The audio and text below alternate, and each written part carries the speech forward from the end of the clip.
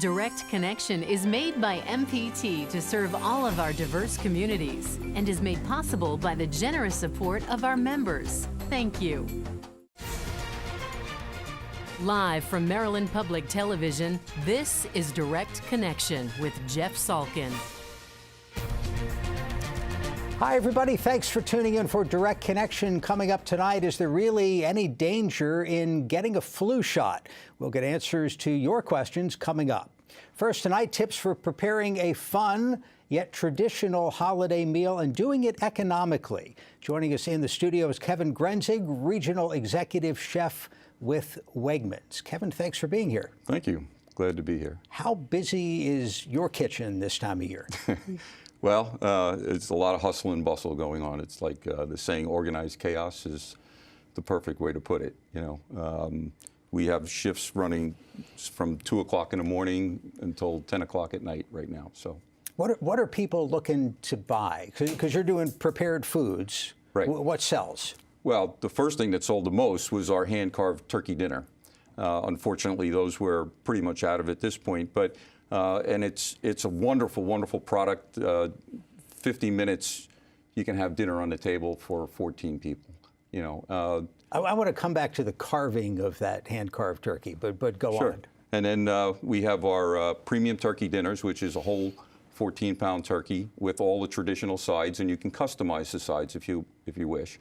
And then we have our traditional turkey dinners, which come with what we call pre-made sides. They're made for us. And that's a lot of what we sell. But then if you go to our food bars, we have 14 different vegetable offerings that you can just take home and heat and serve. We have a chef case full of 2 different kinds of stuffing and all the vegetables and sliced turkey and pretty much anything you could imagine for Thanksgiving. Do you know offhand how many turkeys your stores are preparing? It fluctuates a great deal from store to store to store, but most of the stores are somewhere around 300-400 turkeys just out of my department. Wow. So doing all those hundreds of turkeys, what have you learned about preparing the perfect turkey? Well, the perfect turkey is about patience and organization. The easiest thing to make a great, successful Thanksgiving meal is to plan exactly when you're going to do things. And like me as a chef, I'm not going to make the stuffing Thanksgiving morning. I'm not going to prep the vegetables Thanksgiving morning. What I'm going to do is the stuffing I'm going to make on Tuesday, the vegetables I might prep on Wednesday. The turkey I'll take out and I'll inject. I like to inject my turkeys. Well, I'll inject it and I'll let the skin dry Wednesday night so that it's ready to pop in the oven about 9 o'clock in the morning Thanksgiving Day. And then I can enjoy my guests because now everything is pre-staged. And I actually make a list of what time I have to start cooking everything, so I don't really have to think about it while I'm busy with my guests. And you know, and then I just have a kind of a routine schedule, and things are already pre-prepared, so they're either going in the oven to reheat or they're getting sautéed for a few minutes. You know, is anything lost when you reheat stuff? Like turkey itself tastes a little different when it comes out of the oven the first time versus when it's reheated? Well, stuffing, when you make it, you're always going to reheat it or finish bake it, you know, so things like that.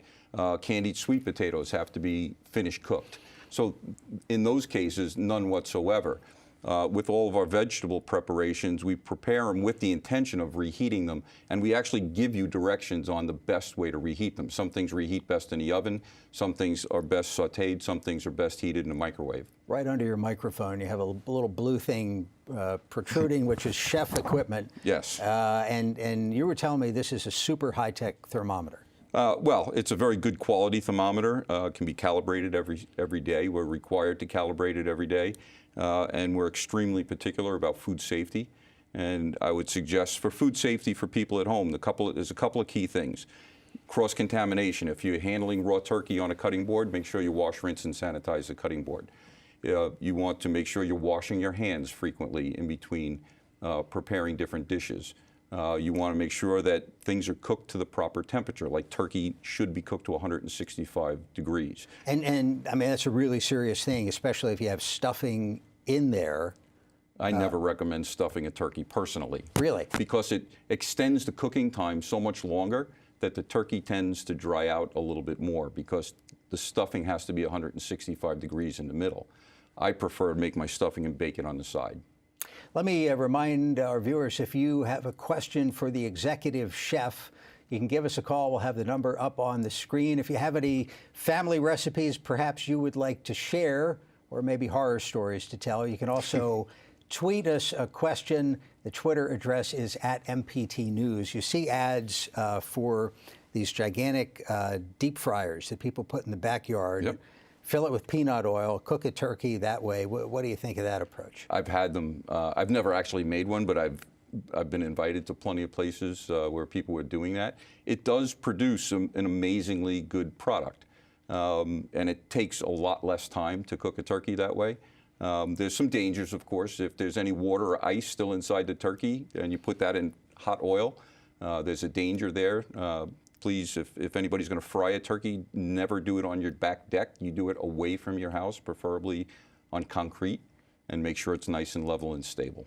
Let's talk about the economics of turkey dinner a little bit, Thanksgiving dinner, because I saw a report was sourced to like the Farm Bureau that said for the traditional meal, for a party of 10, they estimated the cost at $50, which $5 a head. It's a really potentially reasonable holiday. What would you advise people to be economical about it? Well, if you want to be economical and you enjoy cooking, like I do, then you're going to buy a raw turkey, you're going to make your own stuffing, you're going to buy raw vegetables and prep them and cook them to suit yourself. But when it comes to economics, like our premium turkey dinner serves 12 to 14 people, comes out to $13 a head. Where can you get a meal that's already fully prepared for $13 a head? Absolutely, and carved like that. What's the trick? Do you prefer the idea, the Norman Rockwell thing, where the big turkey is whole and on the table, versus doing this ahead of time, and in this case, separating out the breast, right, and slicing that sort of lengthwise? I like to make sure I get the most yield. I like to put the turkey out where my guests can see it, but then I take it and I take the breast off, I take the legs off, I break the meat down in the kitchen, I slice it and I serve it like this. To slice a turkey directly off the carcass, most of the time you're slicing across the grain instead of against the grain. So it tends to be a little bit stringier. You need a terrific knife to do that. I'm a chef. I like to have good knives, yes. Let's grab a phone call. Carroll County, this is Sue. Sue, thanks for calling. Go ahead. Hi, I'm calling because I have a question about, I'm making a couple of apple pies, and I think I need to make them the same day to have them fresh, but I also want to make a pumpkin cake, and I'm not sure how far in advance I could make that. Great question. Thank you. You're not the bakery department. Yeah, I'm not, but I'm very comfortable with the question. You're 100% right about apple pies. They are much better the day that they are baked. So if you can do that, if you have the time to do that, that would be wonderful. Pumpkin cake, however, holds extremely well. There's a lot of moisture in there. So you could bake that the day ahead of time, and as long as you keep it covered by some means so that the outside of it doesn't dry, you'd be in great shape. Interesting. You brought with you a cake. Yes. No pumpkins in there. Well, it's what we call our ultimate duo cake. It has 2 layers of what we call our ultimate chocolate cake, which is amazing, and 2 layers of cheesecake in between. Sold. So yeah, it's a little decadent, yes. Back to the phones, Anne Arundel County. This is George. George, thanks for calling. Go ahead. Hi there. Hi. Say, happy Thanksgiving. You too. And so my question is, I'm all for food safety, but some things seem sacrosanct, such as stuffing. So I'm wondering, has anybody ever thought about heating up that stuffing, that dressing first, to some temperature, and then putting it in the bird, and therefore it will be up to the 165. So giving it a head start is your idea? Yeah, Right. and maybe help the inside of the turkey cook as well. Thanks for the call. Thank you. Well, it's an interesting concept. I have to admit, I've never tried it. I'm not sure I would want to be trying to put hot stuffing inside of a turkey myself, just for the danger of handling that product. But I have to admit, it would be an interesting experiment, you know. You know, there's no law that you have to serve turkey either. I mean, I know people, they'll have a duck, they'll have a roast.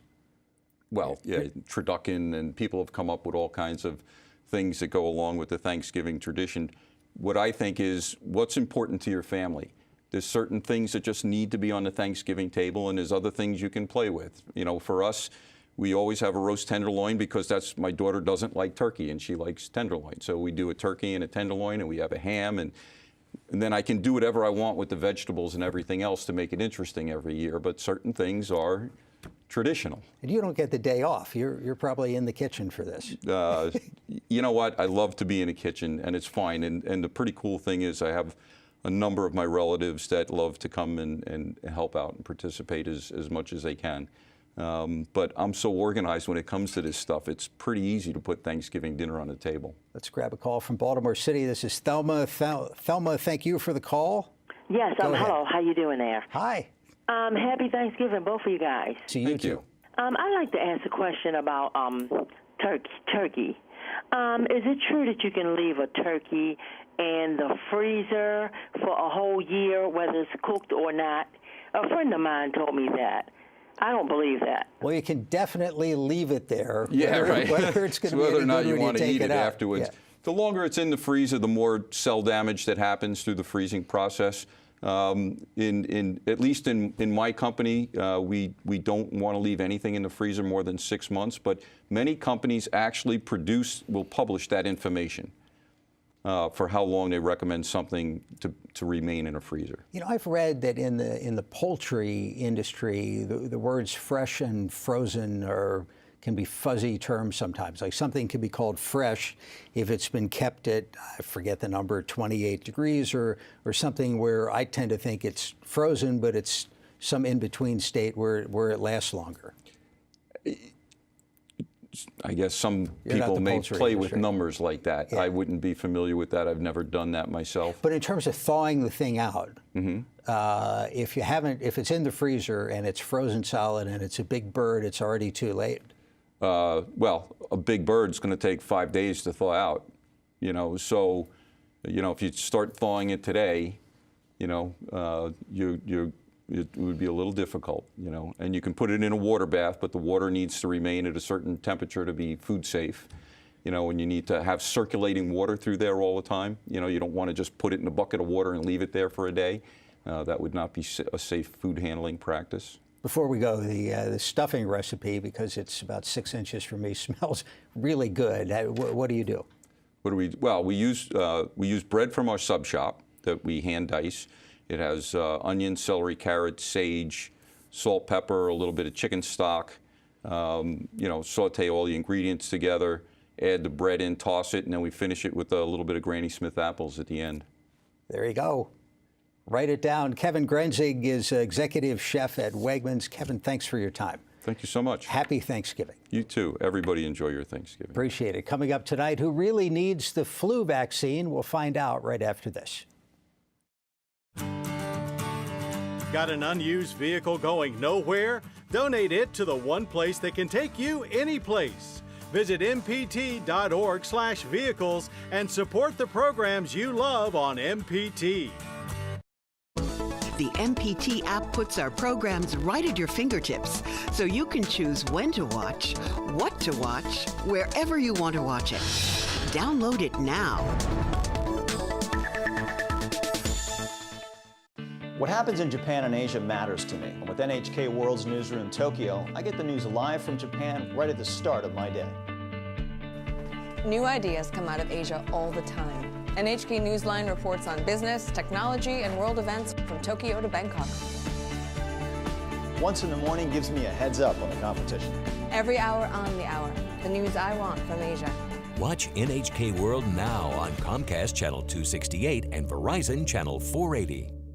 Are you turning 70 and a half this year? If so, you generally have to start spending down your retirement account. Even the minimum distribution can place you in a sticky situation. Luckily, you can now use your IRA to make tax-free gifts. Gifts up to $100,000 will never count as income, but always make a difference. That's icing on the cake. Make your gift for this year before December 31st. Visit mpt.org/support. This is a box. a box that showed you a world beyond your own. It was just a box, but the world has changed, and so have we. And now the box can be almost any size or shape. And you decide what you want to explore. Anytime, any place. Break out of the box with PBS.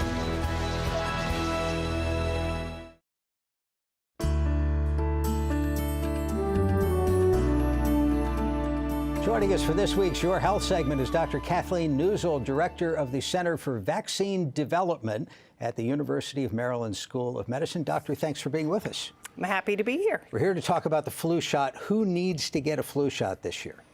Well, that may be the easiest question that you ask me, because in the United States, we recommend that everyone 6 months of age and older receive the influenza vaccine. I thought it was more focused on people who were at greater risk, either had an immune system issue, were elderly, or had some other potential complication. Now, it's certainly most important for those groups of people, and that's because they're the most likely to be hospitalized or die from influenza. So babies, as you've said, people over the age of 65, certainly as we get older, again, we're more likely to have the severe complications than everybody in between, with cancer, with immune system problems, with heart and lung disease. But any of us can get influenza. And I think, importantly, any of us can spread influenza to those vulnerable people. So there's this concept of herd immunity, which is really with all these vaccinations, that once you get to a kind of a tipping point, the odds of a big outbreak really diminish. Correct. Now, with influenza, we really have to vaccinate a lot of people to be able to stop an outbreak.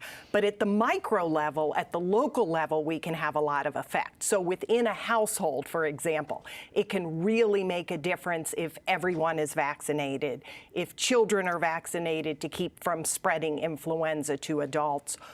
And we really have to protect those babies younger than 6 months of age who are too young to receive an influenza vaccine. Let me remind our viewers, if you have a question about the flu or the flu shot, give us a call. We'll have the number on the screen. You could also tweet your questions.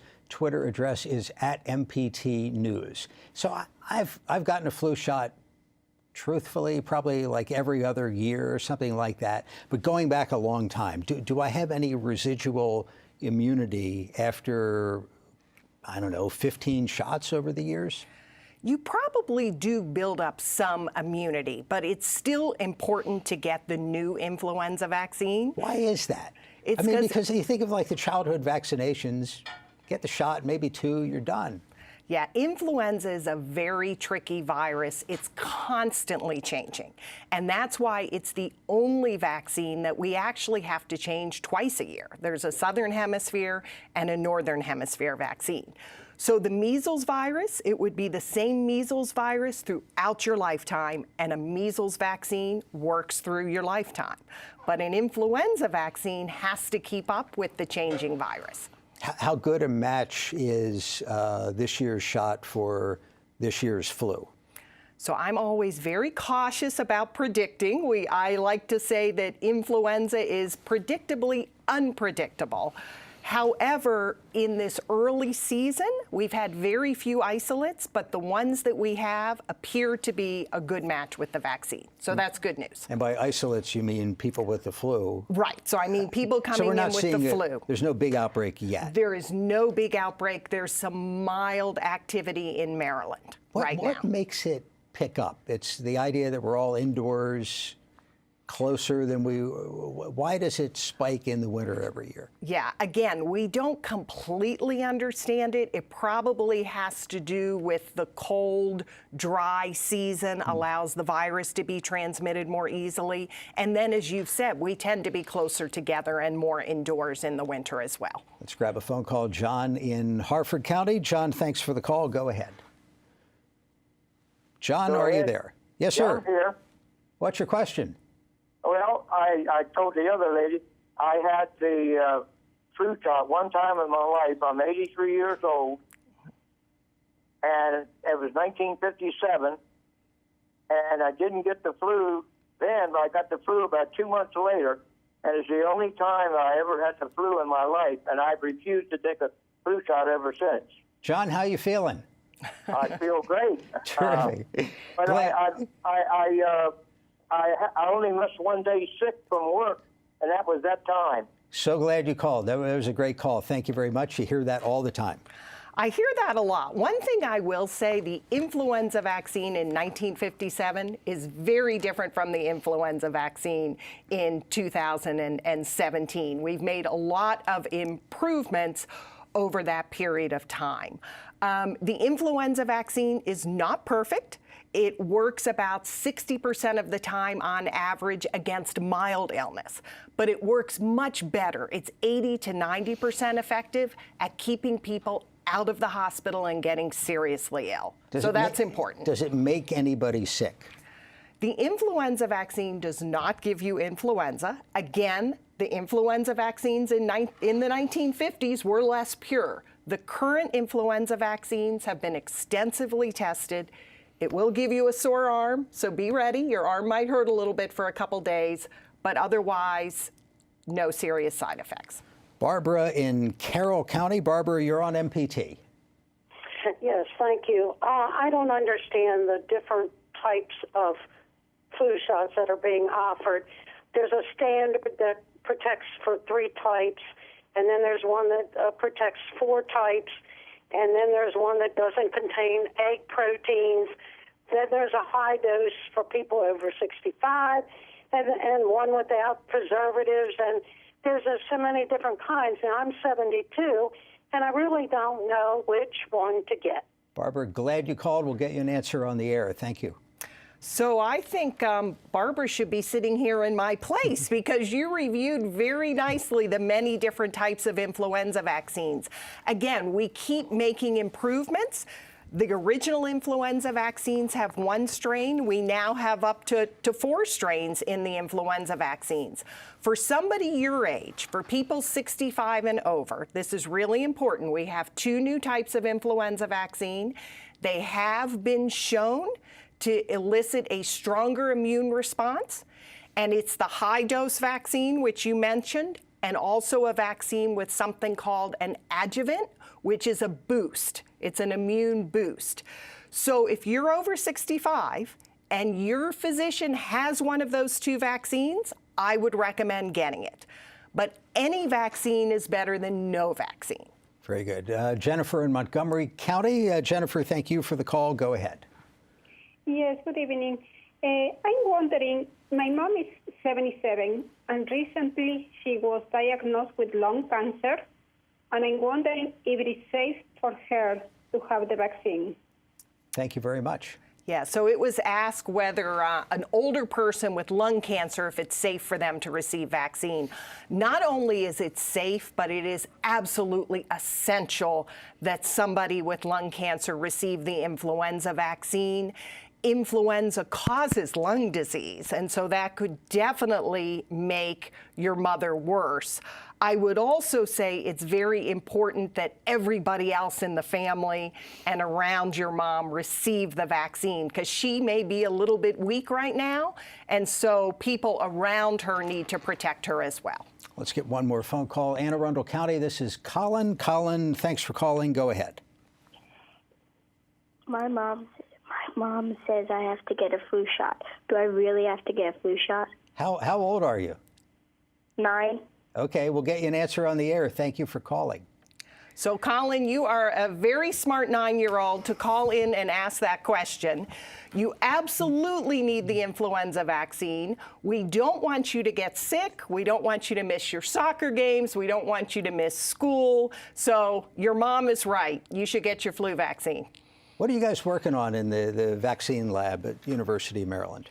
So we're actually, later this year, in late December, we'll be testing an influenza vaccine against a new strain, a bird flu, which is an H7N9.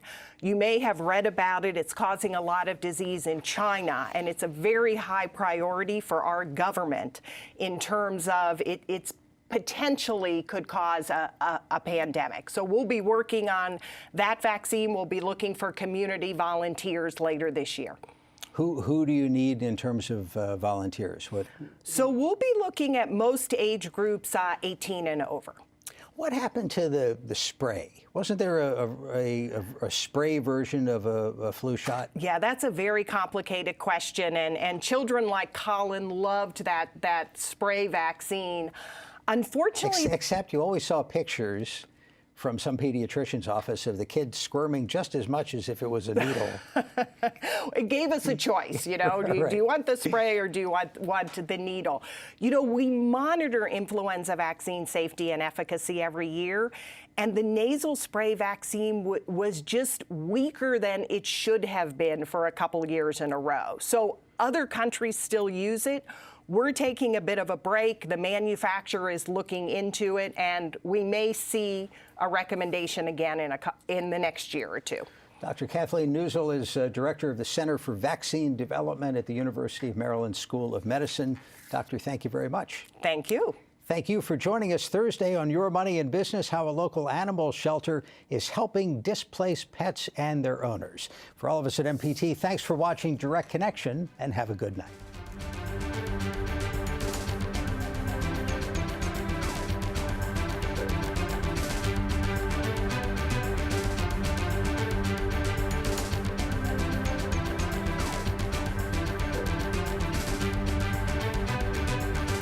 Your health segments are a co-production of Maryland Public Television and the University of Maryland Medical System. This program was made by MPT to serve all of our diverse communities.